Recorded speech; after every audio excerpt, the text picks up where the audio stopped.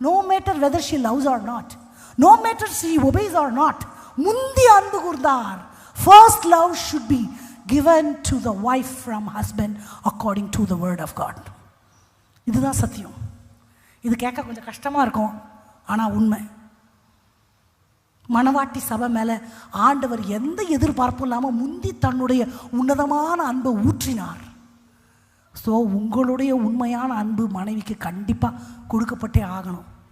இல்லாட்டி வேதத்தின்படி நம்ம நடக்கலைன்னு அர்த்தம். மனைவியை குறித்து நான் சொன்னேன்.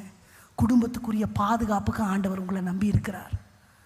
குடும்பத்தினுடைய ஆரோக்கியம், சந்தோஷம் உங்களை நீங்களே பார்த்துக்கோங்க. உங்களால் ஆன மட்டும் கணவனோட அந்த அந்த டிபெண்டன்ஸ் கணவன் மேலே இருக்கிறத காட்டிலும் ஒருபடி மேலே யார் மேலே இருக்கணும். இல்லைன்னா கஷ்டம்தான்.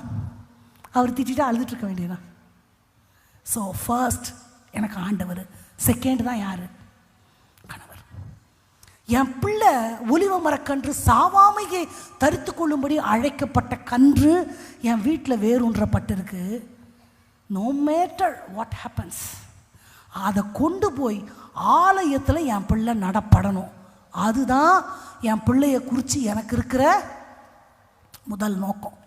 அவன் படிக்கட்டும், பதவி வாங்கட்டும், என்ன வேணா வரட்டும், எல்லாமே அது ஒரு பக்கம் போய்கிட்டே இருக்கட்டும். ஆனால் நீ ஆலயத்தில் இருக்கணும், நீ ஆலயத்தில் ஊழியத்தில் இருக்கணும், ஊழியக்காரனோடு இருக்கணும், சபையோடு இருக்கணும், பணிவிடையோடு இருக்கணும். பிள்ளை இல்லை,